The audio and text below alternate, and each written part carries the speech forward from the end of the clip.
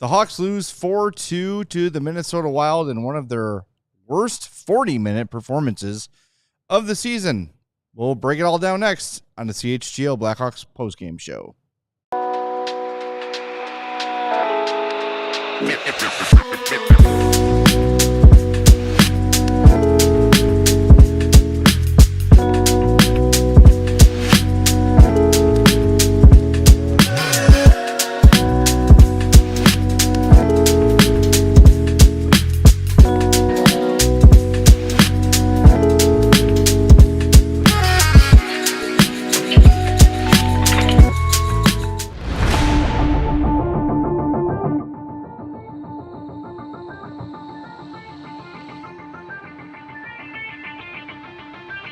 Welcome into the CHGO Blackhawks Postgame Podcast. I'm Jay Zawaski. Greg Boysen is next to me. Mario Tirabassi is at the United Center and will join us in about 30 minutes with postgame conversations, locker room stuff, what did Anders have to say, all that great stuff. So make sure we're going back, kicking it old school like we used to do on this program. So make sure you hit that like button for us and that you are subscribed to our YouTube page as well. And make sure you are following or subscribed to the podcast on your favorite podcast app as well. Again, Hawks lose 4-2 to the Wild. The Hawks get goals from Seth Jones and Frank Nazar. But the story here is the first two periods where the Hawks are outshot 18-5. And, you know, you can go and dig in the numbers and look at natural stat trick and try to spin things as a little more, you know, a little better than they were. Second period, the Hawks actually had it was 12-12 in shot attempts. They actually had us 18-17 shot attempt lead in that first period. None of them were remotely dangerous. None of them. Natural stat trick is a very helpful tool. I use it for every game, but this is a case where you're like, no, numbers don't lie, but these numbers lie. Well, yeah, I heard Charlie Romeliotis mentioned at Detroit during the second intermission and wanted to do the high danger chance thing, and he's like, yeah, Minnesota has a 4-3 lead in high danger chances. And basically Troy said, I don't know what to say about that. There's no way that's true. 6-4 to the game. I mean, the Wild didn't have a ton of amazing chances. They just had the puck all night. But well, and that's the thing. And that's what's really the frustrating thing about this game is, you come out, and look, I don't want to make too much of this, but it's Hockey Fights Cancer Night. You've got cancer surviving children on the ice before the game. You're dropping the puck with a cancer survivor. And I don't know. I don't want to tie it to that, but how do you not want to run through a wall at that moment? How do you not want to come out and make a good impression in front of the whole home crowd before you hit the road for 3 straight games? You come out and you play like ass for 40 minutes, like you've never played hockey before. Well, what I was going to propose for our show, since we have a 60-minute show, I think for the first 40 minutes, we should just mail it in, talk real slow, mumble,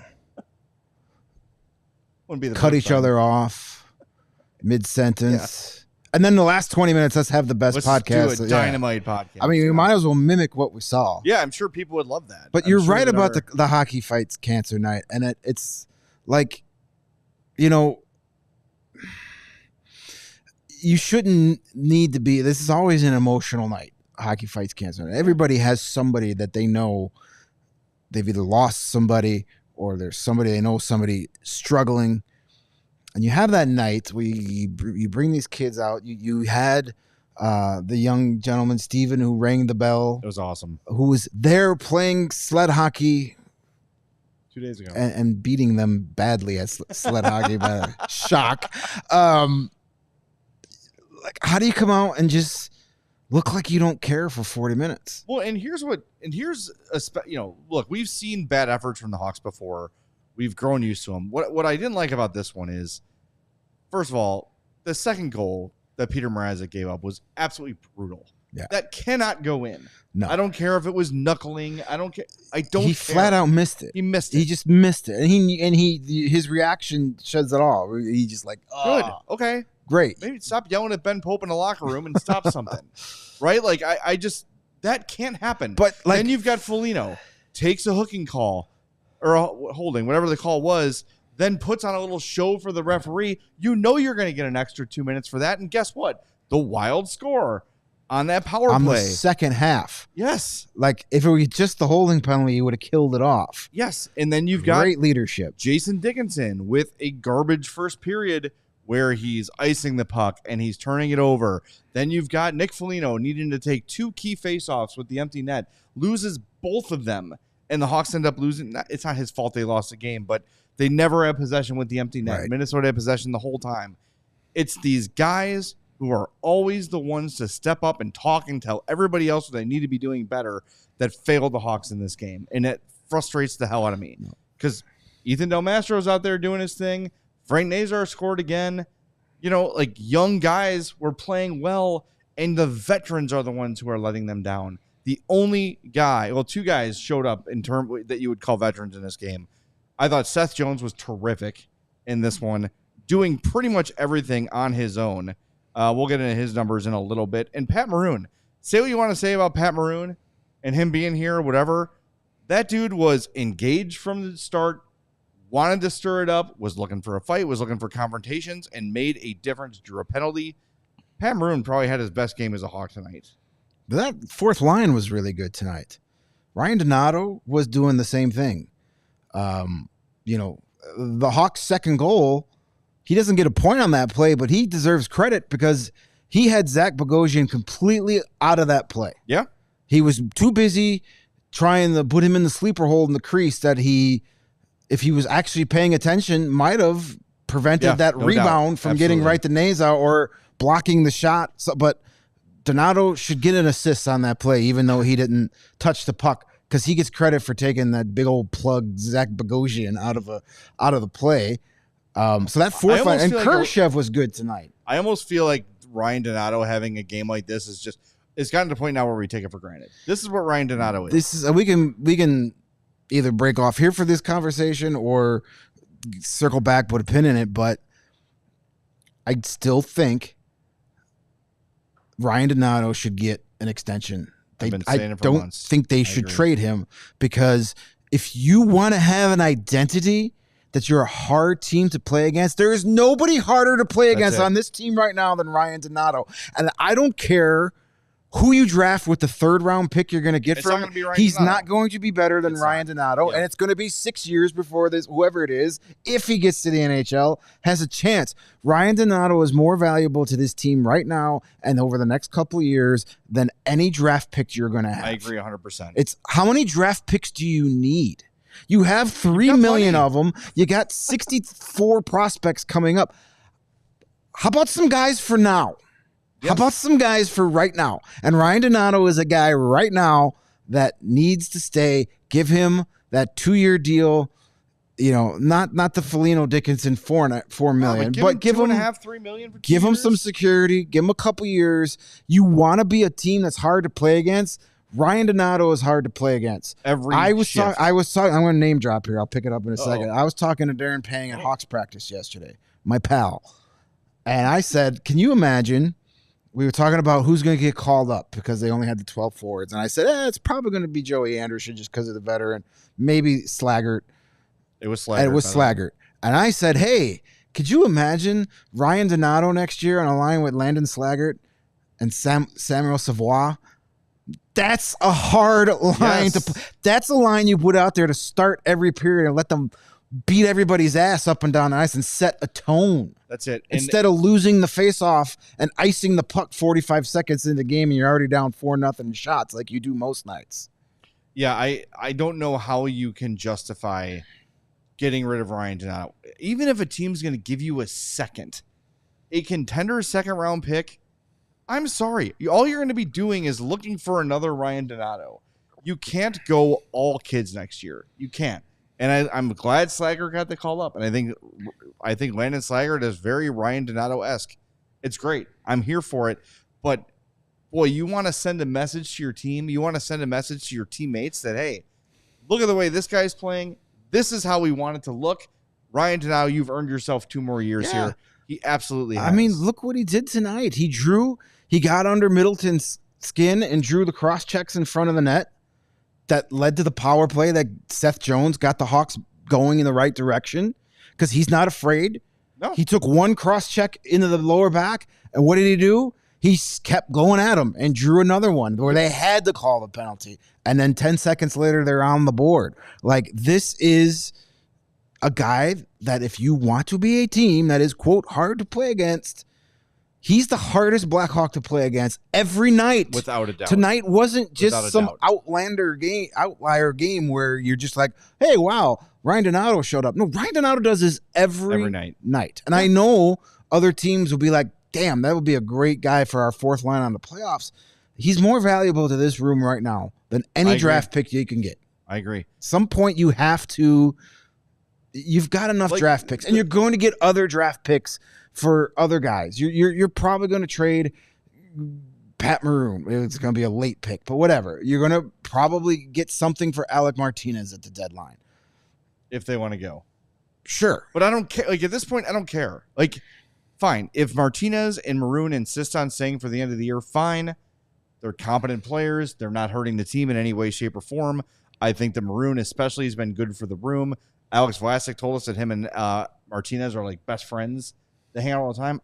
I'm down with that. Sure. But Ryan Donato is a guy under 30 years old who has done everything you've asked him to do. And if you suddenly get this influx of young players that they got to be in the top 6, everyone's playing great, you put Ryan Donato as your fourth line center or wing. He is so versatile. That's what he's playing right now. He can do anything you need him to do. And the dude was told last year, your skating needs work. You need to get faster. What does he do? He spent all summer getting faster, and it's been showing every game this year. He puts in the work. He's not a spectacular player. He's not a guy you build your team around. But if you want a room full of young guys that need to learn how to play the right way, there's your shining example. Sorry, it's not Nick Foligno or Jason Dickinson. It's Ryan Donato. Well, there's too many games where those guys this year have been, negatives. And tonight was one of them for Foligno and Dickinson. All right, 3 stars of the game: Matt Boldy, Seth Jones, Joel Eriksson Ek.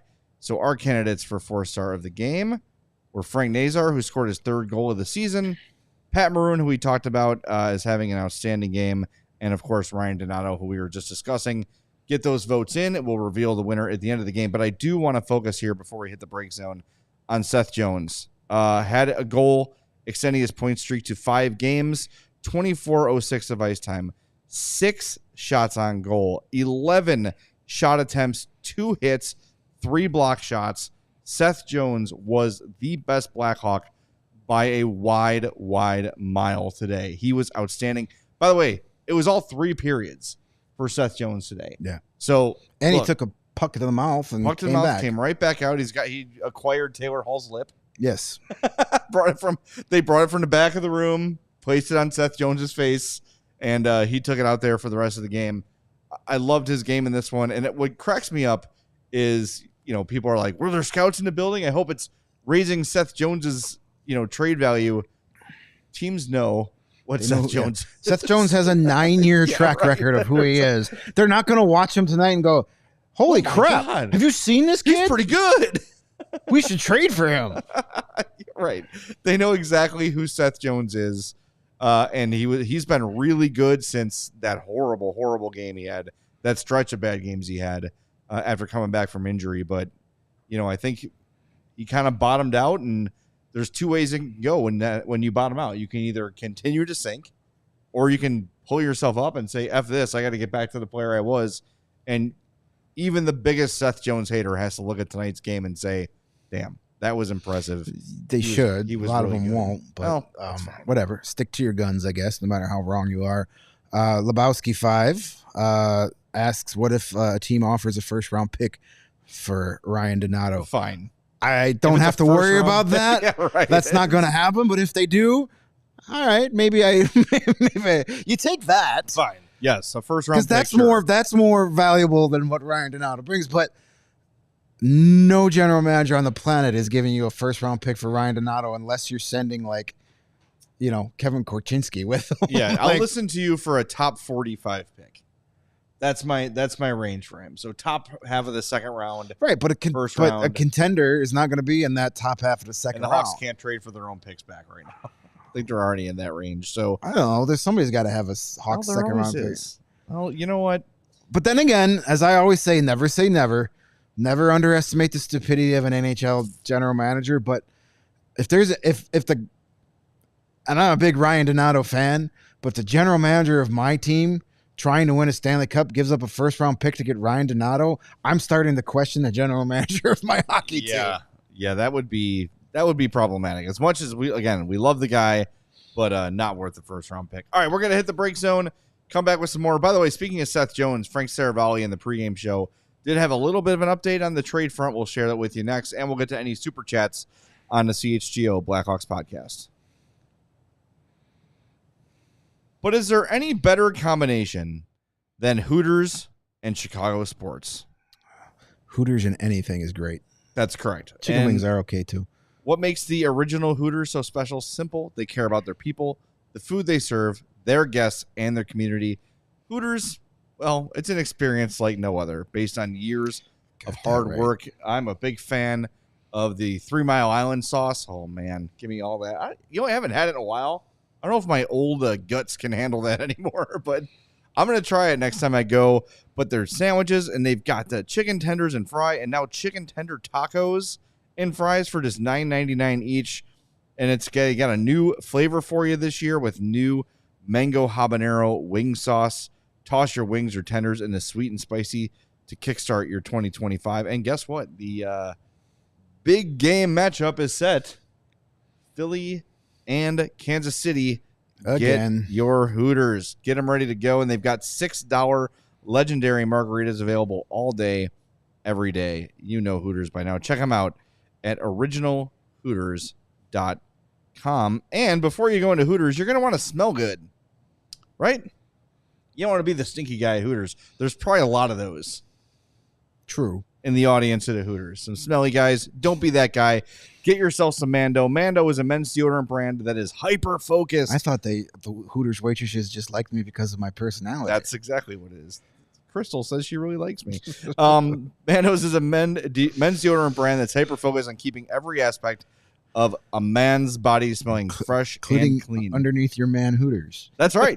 Mando overtly calls out the more colorful parts of men's bodies, like your pits, your belly button, your balls, your butt cracks, your grundles, and your underboobs, and a whole lot more. What happened to this place since I left, man? Jesus. Their scents are geared towards men with options like bourbon leather, Clover Woods, Mount Fuji, and Pro Sport. I love that Clover Woods. That's the one I use every day. Tiger's kid. Clover, Woods. Yes, absolutely. I love the whole body deodorant, but there's so much great stuff. 12 hours after a shower, you are still going to smell fresh. So the Mando Starter Pack is a perfect way for you to get introduced to Mando. It comes with a solid stick deodorant, cream tube deodorant, 2 free products of your choice, like the mini body wash and deodorant wipes. Good to keep those in the car, and free shipping. And as a special offer for our listeners, new customers get $5 off the starter pack with their exclusive code that equates to over 40% off your starter pack. So that exclusive code, you guessed it, CHGO. Use it at shopmando.com. That's SHOPMANDO.com. Please support our show and tell them we sent you. Smell fresher, stay drier, and boost your confidence from head to toe with Mando. All right. Any super chats, Sarah? No super chats. Oh, moly. Maybe in the second, in the third period, we'll get some of this show. We'll get some super that's chats. when the super chats will roll in. All right, well, here's the update from Frank Saravalli, and bear with me as I read this direct quote. He was on the CHSN pregame show talking about Seth Jones. A lot of tire kicking. Teams see the reports. They see the rumors on social media. They wonder what is happening with Seth Jones. There have been a lot of interesting expressions of interest. Nothing beyond that I would count as substantial. Thank you. It is possible that Seth Jones is on the move before March 7th. Yes. Is it possible that the last retention spot is used on Seth Jones? Yes. I think that's not a path the Hawks would ideally like to go down. They're trying to be a competitive playoff team in a short period of time to ramp things up with Bedard at the helm. You don't want to jam up your cap table for that long a period, having a salary retention spot locked in on Seth Jones' contract if you can avoid it. He kind of goes on to say that the more likely, if they're going to use retention spots, would be for guys with deals that are expiring sooner He mentions Connor Murphy, Jason Dickinson, and Ryan Donato in that trio.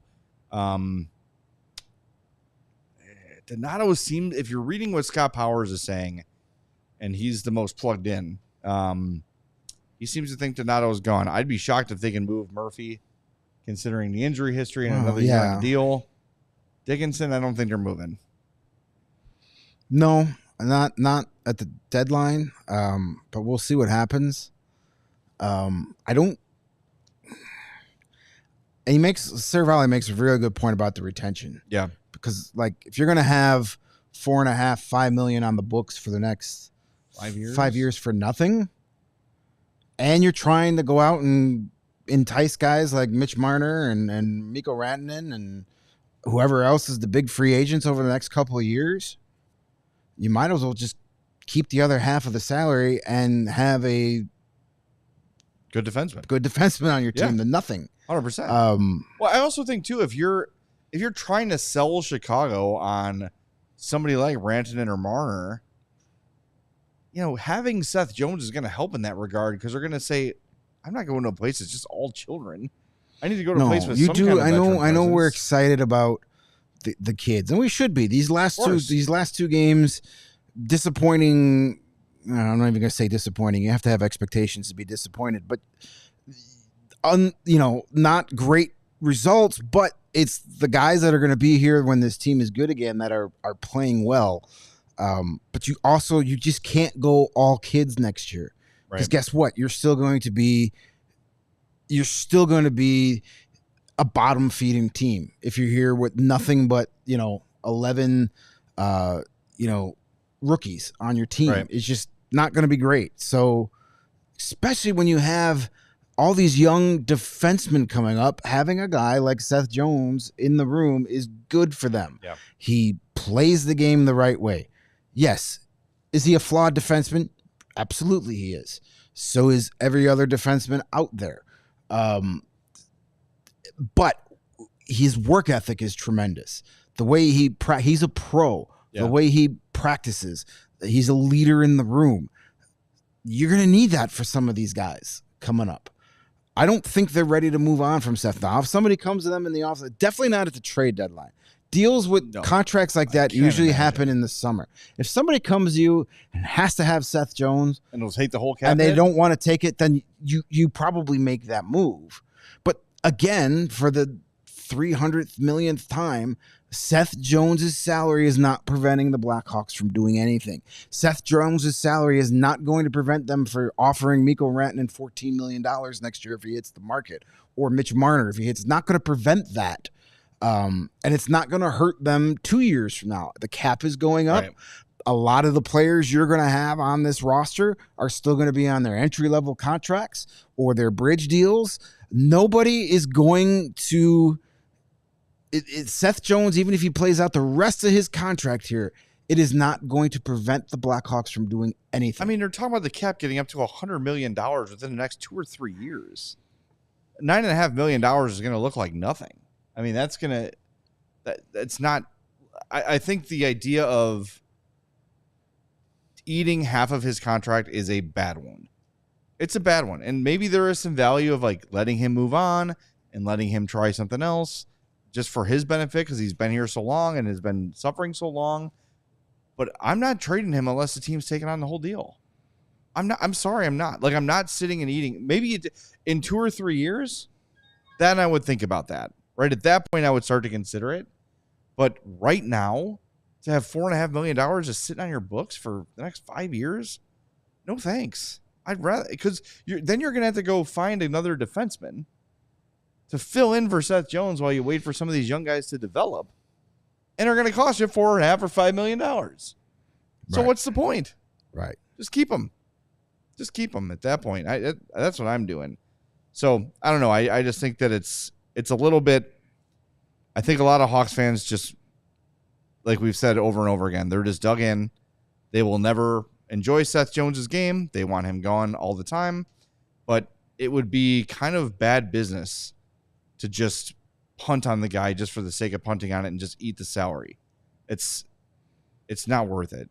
It's not worth it. And again, if he plays more games like he played tonight, they're going to be in really, really good shape with that because he was outstanding. And hopefully, he took that slump of his to turn things around. And I'm really pleased with the way he's played lately. And to see the way he responded to not only the criticism, but the actual play has been encouraging. So ever since that Calgary game, ever since that Calgary game where he had his worst game as a Blackhawk, had that turnover on they gave up the shorthanded goal and played his played the least amount of ice time he had since he got here.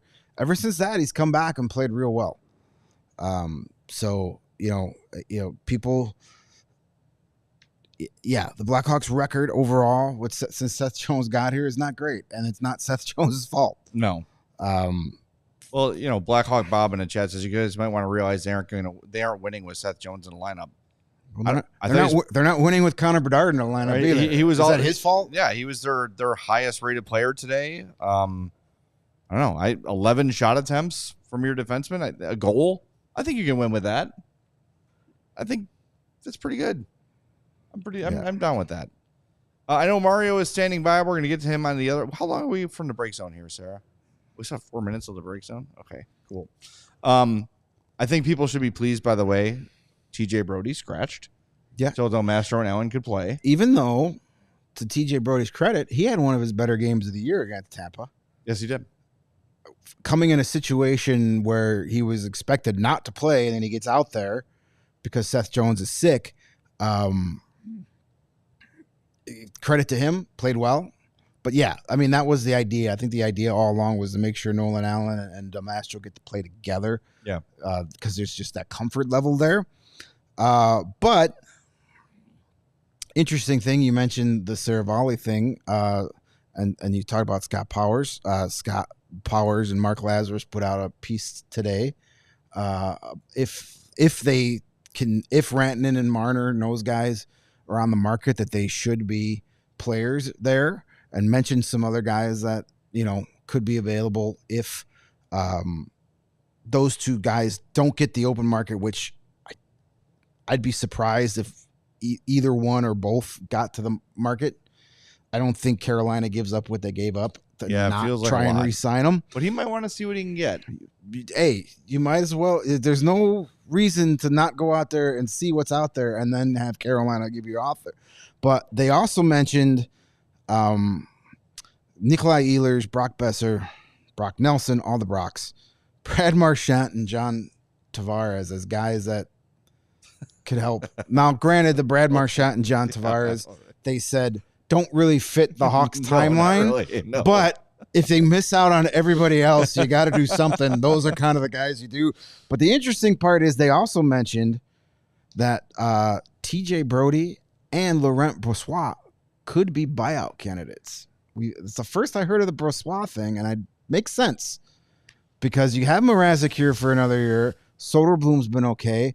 The dude's literally not played a second for you. I wish I could get that gig. 2 years, get what did he get? $6 million. Don't show up to work once and then get paid to go home. Where do I get that gig? Yeah, I don't know. The more time that goes on, the less, and maybe it's recency bias, but the less thrilled I am about Mrazek. His, goals saved above average is poor. Last check, maybe among the worst in the league for guys who have started as many games as he has. And that second goal tonight was bad. And I don't know. I really want to see what happens with Brossoit if he can get in the game, get and play it all this season. So the Hawks know if they've got anything there. Like, is this kind of a career-ending injury? The way it's very strange sounds is he's not playing this year because Anders Sorensen got asked again today. Yeah, there's no updates. And all he says is LTIR. He hasn't been skating. Yeah.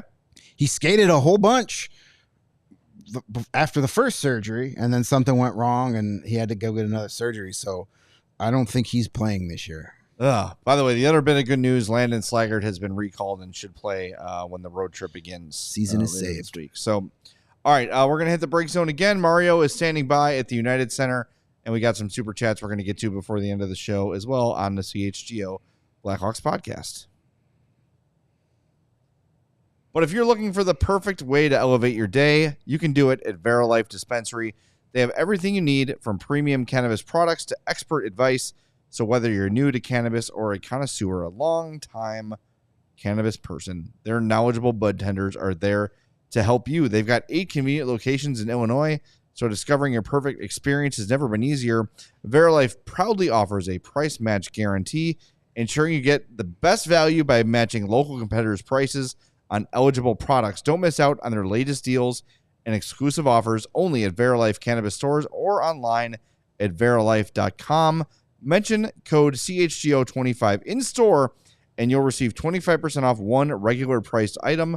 Restrictions apply, and if you place that order online, you can still redeem code CHGO25 at pickup to receive the discount. So make sure when you're in there, you mention that code CHGO25 and you'll get 25% off one of the great items available at Verilife. So check it out. And it's time for you to save on a new car. You can do it at Ray's Resolution, going on all month at Ray Chevrolet in Fox Lake.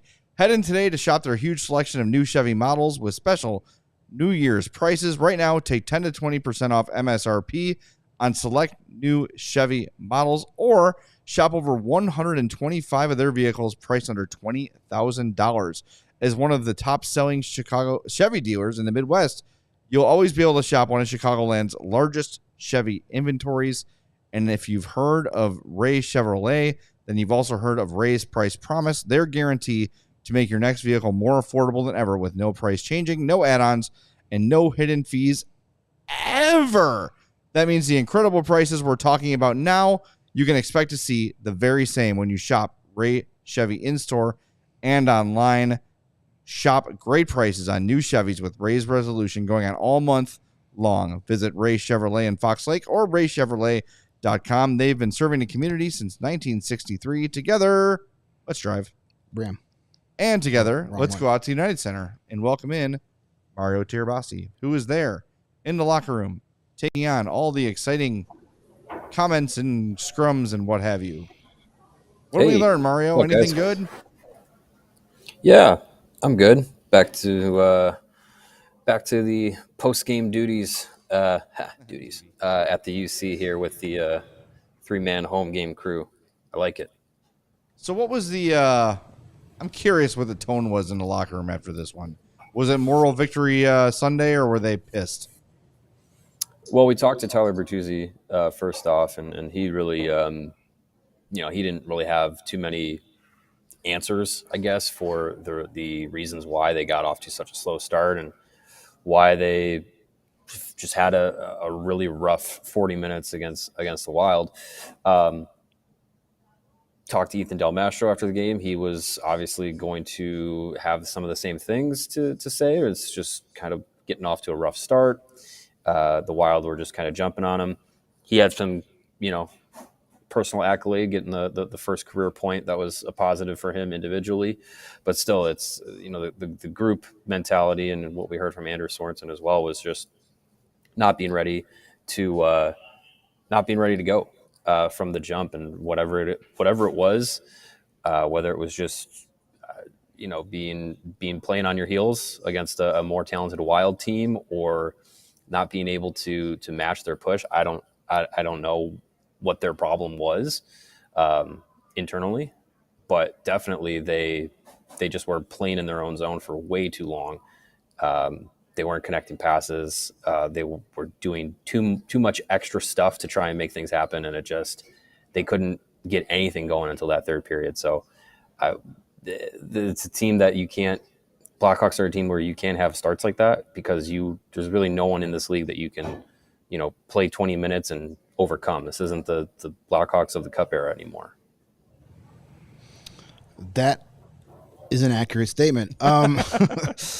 Was there any kind of discussion about, just the puck management as a whole? Because that was probably the worst I've seen it all season, especially in that first 40 minutes, where it's just like nothing was connecting.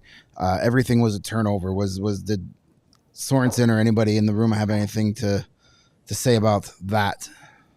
Yeah, I think Anders was pretty clear that it was a lot of guys just trying to do too much. A lot of guys trying to create things that weren't there tonight that led to turnovers or just mismanagement of the puck, bad passes, things like that.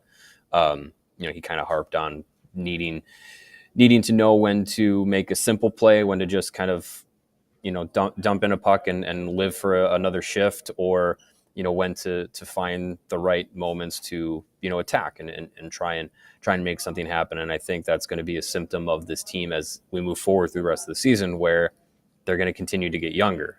We saw Landon Slager get called up earlier today, right before the game. He's going to go on the road trip, and I would imagine if he's up here, he's probably going to play. So that's going to give you another young guy into the lineup. So these guys have had some time together in Rockford and stuff, especially under Anders Sorensen, but getting to the NHL is a different animal. And I think specifically for Sorensen, he was saying a lot of the young guys just kind of got to figure out the timing of the league and like when to try and make something special happen and when to just kind of chip and chase and, live for another play. Yeah, I mean, look, I don't buy that. I look at this game, and some of the young guys were some of the few bright spots in this game. And yes, they're going to learn those lessons on the ice. But to me, the culprits in this one, we mentioned it earlier, Foligno, Dickinson, and Mrazek were problems several times. Like, I don't know. I'm so tired of hearing, like, guys trying to do too much and guys trying to force things. They've been doing it now for the entire effing season. We're 49 games into the season at this point.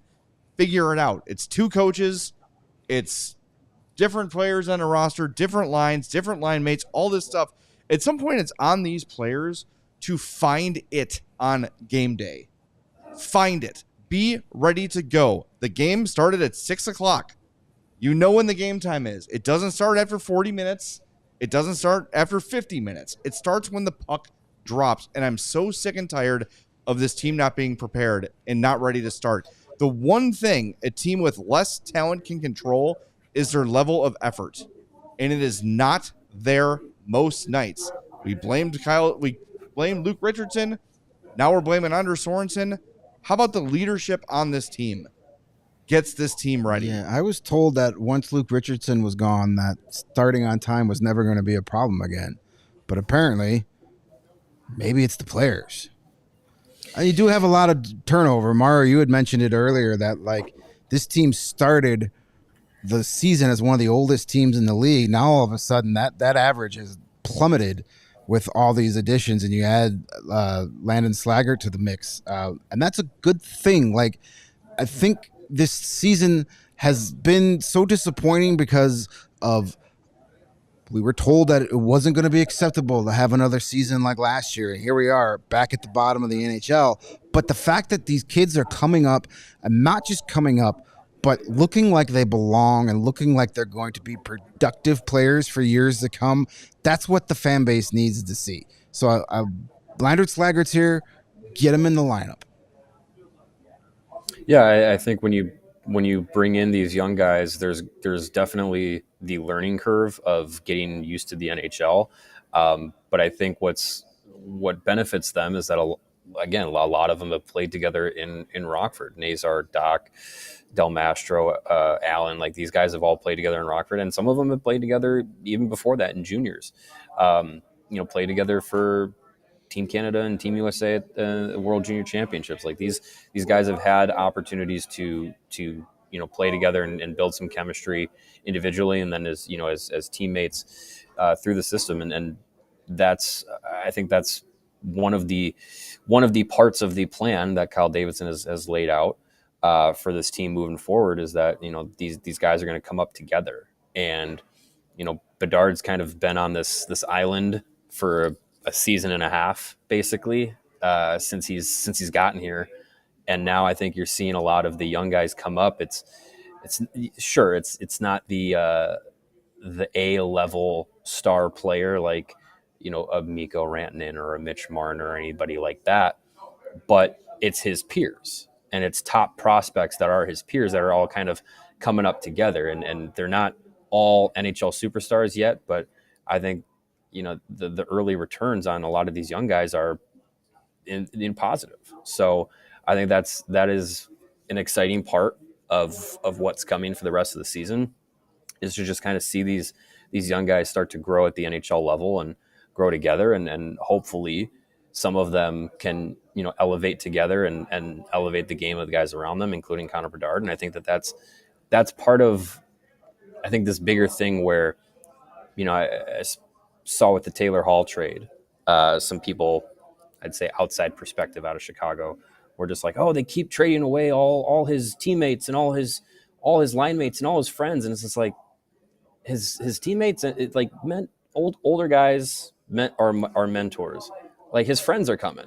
His friends are coming to the Blackhawks. The guys that he's going to play the most time in Chicago with, for the most part, for his career, you know, as what the plan is supposed to be, those guys are coming, and a lot of them are here right now. So I think that's what makes it exciting moving forward, and that's what makes games like this, where you see a lot of the young guys contributing, games like the Tampa game, where basically everybody who was on the score sheet besides Ryan Donato was under 25. Like that's what gets exciting about these games. And yeah, the start was terrible, but the third period, like that push was really fun to experience. The UC had some life to it. Ethan Del Mastro made a great move. Frank Nazar scored. Like it gave some life to the building, and hopefully, you know, if you start to dissect these games with a lot of these young guys in the lineup, you start to dissect out like those positive stepping stones that you can take into the rest of the season and into next year.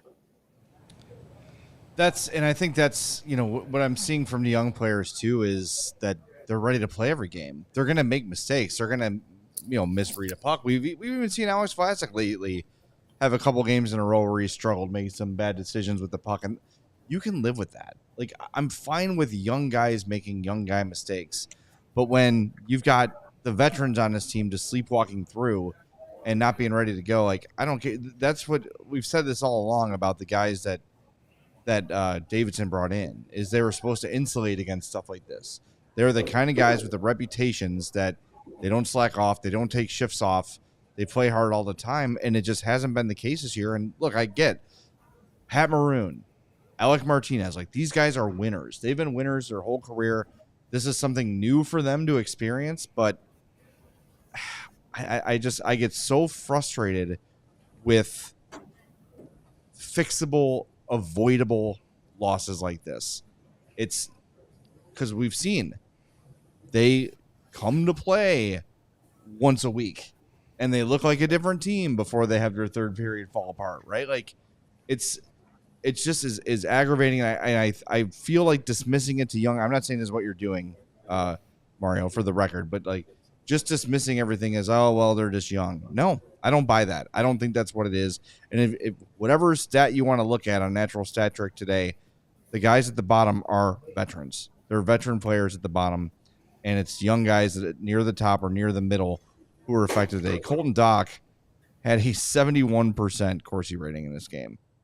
Like, that's a team high. Philip Kurashev, second highest. Young guys are making impacts on this team, and you mentioned it, the scoring. Nazar, right? Del Mastro with an assist, Bedard with an assist. Young guys are the ones that are making a positive change on this, despite the occasional mistake here and there. So, I don't know, maybe as more young guys come up, the losses will continue, but the bad efforts are just inexcusable. Again, we're 49 games in. I don't want to hear about chemistry or too many new faces. Just stop with the excuses and play. They're still trying to find their identity, Jay. Give them some time. I've been hearing that for months. Give them some time. Let it play out. They might get that identity by March, and then watch out. Look forward to it. The sooner the better. We know that as the trade deadline approaches, that more guys are going to be on the way out. I think as much as Ryan Donato has been awesome, I think he's earned himself an opportunity to be awesome for a team that's going to compete for something. And I think he'd be really good with the Blackhawks, but I think the trade value that he's got right now is probably the highest it's going to be. And I think if you're going the route of the mentality that you had with like Taylor Hall, of like, we're going to move a guy to get something at the highest value we possibly can and open up a roster spot, I think that's still the mentality that Cal Davidson probably has, because you look at some of the guys that maybe it's not a guy tomorrow, you know, that he's going to bring up like a Sam Savoie or something like that, but it might be someone who late March, season ends. Here's Ryan Green. Here's Oliver Moore. Here's Aiden Thompson or someone from the college ranks, and maybe there's a defender that gets moved out. I know Alec Martinez probably doesn't get moved because he says he doesn't want to, but we'll see.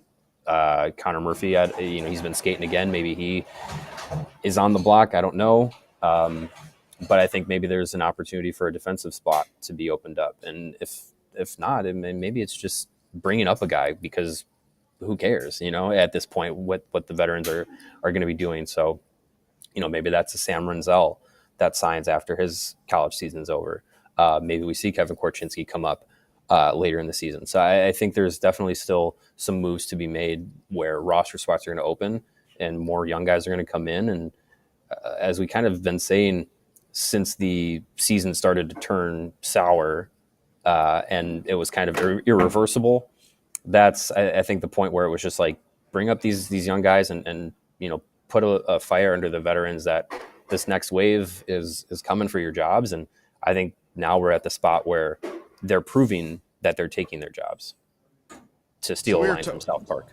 Before you jumped on, we were talking about Ryan Donato, and Greg and I were kind of in lockstep that unless you're getting, I said it at top 45 pick, I'm not moving him, and I'm bringing him back because of his versatility, because of his inexpensiveness, because of the way he plays. And you want to talk about veterans leading by example, I would re-sign him and slap an A on his sweater for next year and say, look to that guy as to how we expect all of you to play every night.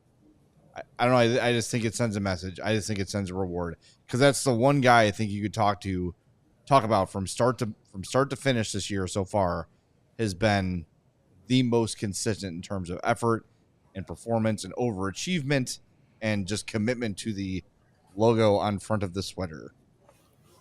Yeah, he has been.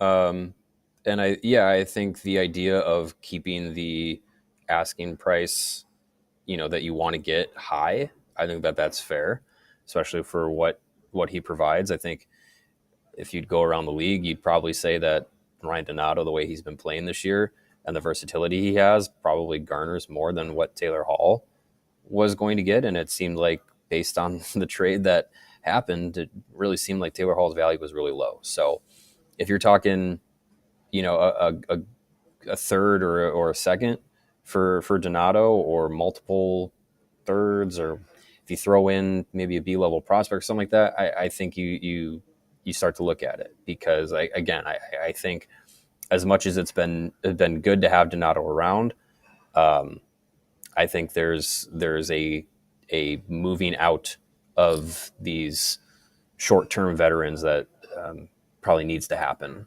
for this next wave to come through and be able to start to stretch their legs in the NHL. So unless if the trade value around the league for Ryan Donato is nothing above a mid third round pick, then yeah, I think you got to figure out something there for him. But if the trade's there, I think you make it.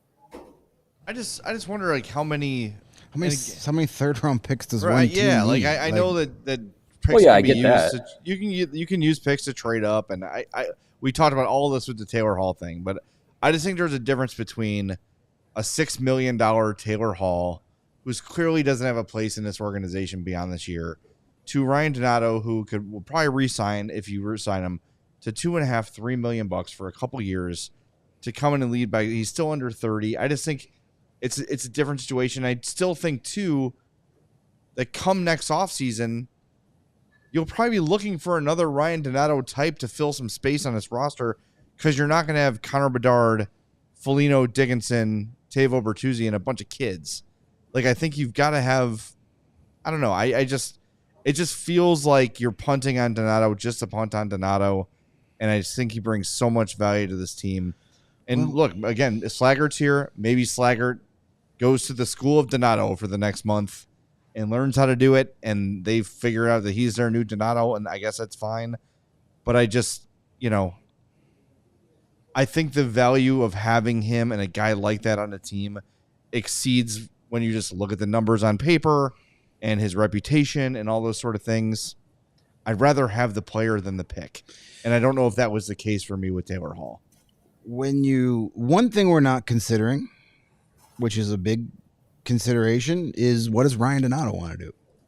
We can sit here in this chair all night and say, God, I really want him here. I hope they don't trade him. And then maybe Ryan Donato's like, I'm kind of tired of losing. I'm having my career year. I want to cash in on that, and I want a contender to come get me so I could, get back to the playoffs. Sure. So in the end, it's his decision. But the Hawks could sweeten the pot, definitely. But yeah, like a third round pick and or B level prospect, I don't know. I'd rather have Ryan Donato. The other thing too is like, sure, he might sign with a contender. Let's say he signs with Carolina or Colorado or Florida. He's going to be in and out of the lineup, healthy scratch, fourth line, limited minutes. I just think he has such a different and better role here than he would have anywhere else. And again, you're right. Maybe he just doesn't want to lose anymore, which is totally understandable. But as Nice 14 points out, they just had a baby. Maybe they're getting settled here in town, him and his family. Yeah, you never know. I mean, but to me, a 28-year-old guy having a career year, knowing that he's probably not going to hit the open market coming off a career year ever again, his agent might say, hey, let's see what's out there before we take any kind of extension. Let's think, how do we define a B-level prospect, right? Like, if you were to define a B-level prospect, how do you define it on the Hawks? B-level B-level? Is Oliver Moore B-level? I mean, like, probably. Like, who are the Hawks A-level prospects? Bedard, Levchinov, Korchinski? Bedard's not a prospect. I mean, he was an A-level. Korchinski, I would say, is an A-level prospect. Levchinov, A-level prospect. Mario, Nazar. And then after that... I think a clear B-level prospect is the number 14 prospect in the Blackhawks system, Frank Nazar. That's a C-level. Yeah. No, I mean, if I'm putting a letter grade on a prospect, B-level, I'd say would be like, I mean, I'd look at a guy like AJ Spellisy. I'd look at a guy like Ryan Green. Like, those are guys that, like, they are not the top tier player. They're not the guy that's going to project out to be like, a top six forward or a top pair defenseman or anything like that, but someone who you can imagine they're going to play in the NHL and they're going to play more than just a depth role. So, I mean, I'd look at something like that. So if the role was reversed and the Blackhawks were looking to add a guy like Ryan Donato and they were willing to give up, a guy like AJ Spellisy or Ryan Green or something like that, I think you'd say, like, if you're a contender and you're looking for someone who's playing hot right now and is going to jump into your lineup and bring what he's bringing now in, maybe a little bit fewer minutes, but you make those minutes super efficient. I think you look at that and I think you ponder that. That is one thing I miss about the trade deadline. You don't see a lot of prospects getting traded anymore. It's always like, it's just picks. I think it's just the salary cap and the value of having prospects means, like, when you suddenly can't afford I miss the days of getting a Marco Dano in a trade and then trading Marco Dano away a year later. He was a big piece of that trade. He wasn't nothing. There was nothing big about Marco Dano. Yeah, I don't know. Look, I know, like, someone called me out in the chat saying, like, I think it was the Majestic American Woodcock said 3 nights ago, I was saying you can never have too many draft picks. And that is factually correct. Like, they can all be used for stuff, but I just look at the impact that he can have for the next few years, Ryan Donato, and, do I need another Ryan Green type? Like, the Hawks are full of those. Ludwinski and Savoie. There's only so many roster spots. Like, Aiden Thompson, who's he? There's so many guys, like, right there in the middle. Yeah. I don't know. I really like what Donato brings to the team.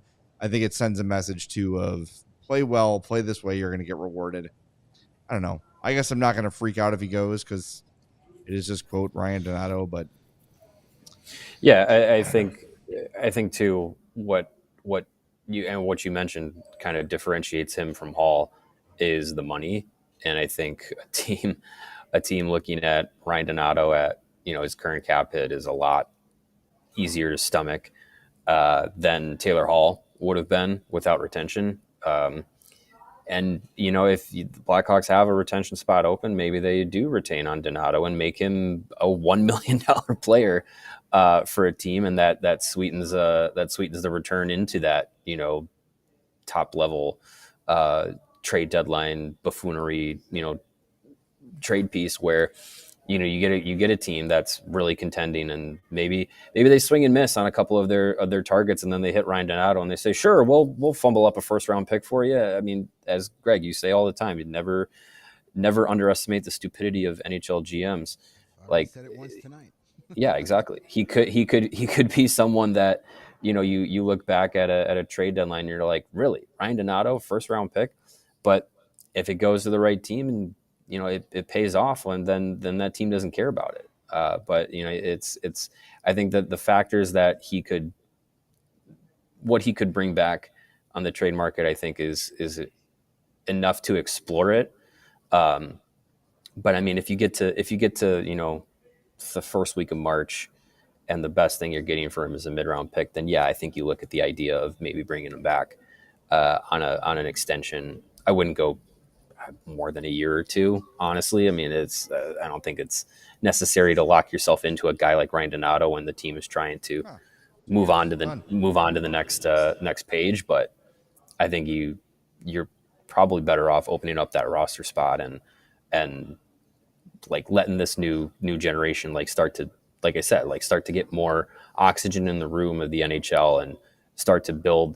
We talk about building culture and team identity and all that stuff. I think it's these young guys that are going to build that, clearly, because this veteran group hasn't really instilled this pedal to the metal, all in all the time culture of hard work and all this stuff. I don't feel like it's the message is landing home.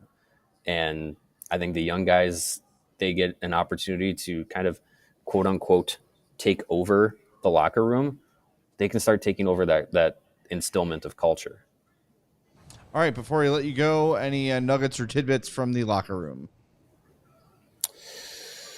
Yeah, I mean, Anders Sorensen, again, he praised Ethan Del Mastro's game tonight. Kind of the compliment sandwich.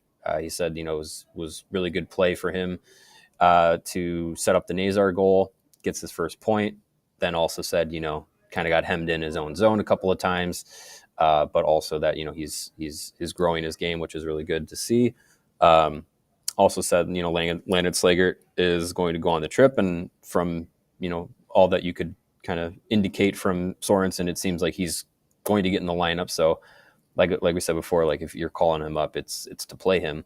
So I think that's something that we can expect. And yeah, I think it's that was pretty much it from the locker room. And Bill Guerin almost made me late to the media availability. So had that experience tonight. Knock his ass out next time. I thought about it. But then he won't buy you a beer at Tootsie's next time we're in Nashville. Yeah. We'll have to find Pete DeBoer again. He finds us. Yeah. We won't have to look hard for him.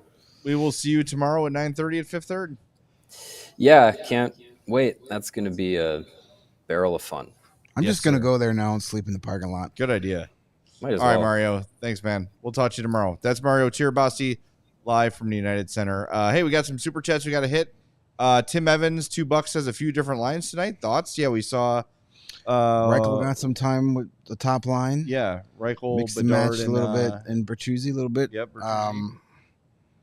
I don't mind it. Give it a look. Tonight was the night to try something different because it wasn't working in the first period. Nothing was. $2 from Deadhawk says, welcome to the Die Hard Discord, Tobias the Derp. All right. Derp. And Tom F., $5 says, so happy to have Greg Bowles back. I don't know what that means. Well, he remembers. Don't you I also remember? second the Donato thoughts. Great team guy. Is that I forget what it was. I think when we did that live broadcast at that bar. Oh God, yeah. That Boy, bar. that's an old reference. Yeah, that's an old school one. Said something that sounded like Bowles, but don't forget what I meant to say, but whatever. Yeah, that's a deep cut right there. All right, before we get to the 4-star, we want to let you know about our CHGO Die Hard sale right now.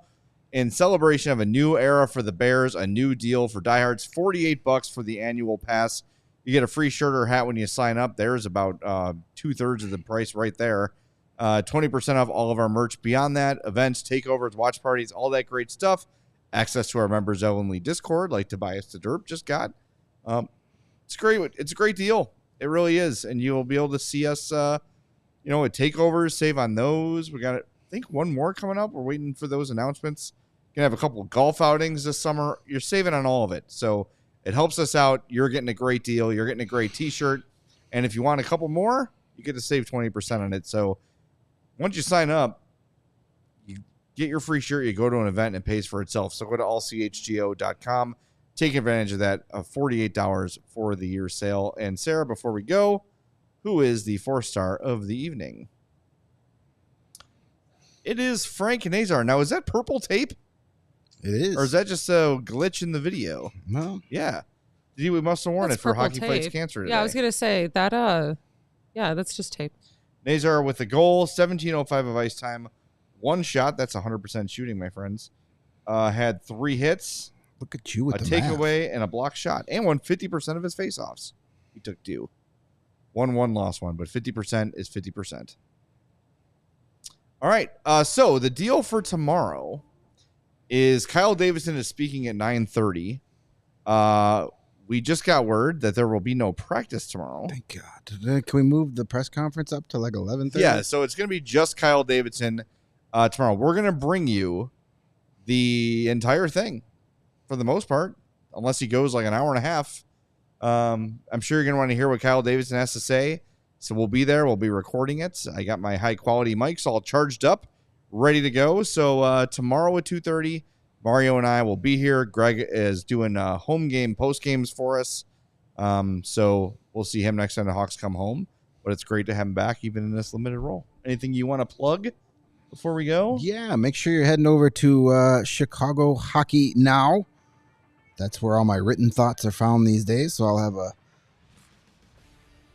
post game up here shortly, and then we do the daily morning Terps post where some Blackhawks tidbits, news around the league. Perfect little quick thing to start every day, so you're caught up on all things hockey as you head into work, so you can be the smartest hockey fan out of the 3 hockey fans you work with every day. But yeah, Chicago Hockey Now. Follow on the old X platform, and head over to the website and sign up for the email list. And yeah, it's been fun over there.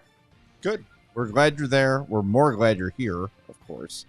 By the way, Dead Hawkcast, is this mid-season press conference thing from Davidson weird? No. He kind of does like a mid-season check-in. Yeah, I'm kind of surprised he's doing one. I thought it'd be on the other side of the. I thought he'll do one after the trade deadline too. Yeah, but yeah, I mean, I guess whatever. I guess all the buzz about the Taylor Hall. Why are you even involved in that trade? Made him be like, I'm gonna go and tell you people what I'm thinking. I don't know. Makes a lot of sense to me when you think about it. When you go beyond like the first 2 words of it, it makes a lot of sense. But anyway, we already did that. By the way, if you missed it, the Bears named a new offensive and defensive coordinator today. Our Bears show did an emergency podcast tonight. So now that we're done, go check that out. Dennis Allen and a small child is the offensive coordinator. They're not still on? What's his name? Devin, what is it, Sarah? We got it? I want to give false info. I don't know. I was in Hawks World when this happened. Good for you. Let me get the guy's name. Declan Doyle. New Bears offensive coordinator. New clipboard holder / That's not a real person. Declan Doyle. He's a small child. Doyle rules. Yes, he does. So check out that emergency podcast and check it out at the YouTube or on your favorite 4 more podcast hours app. of Bears content you didn't know you can't have enough. All right, we'll talk to you tomorrow at 2:30 right here on the CHGO Blackhawks podcast. We all silly like the mayor.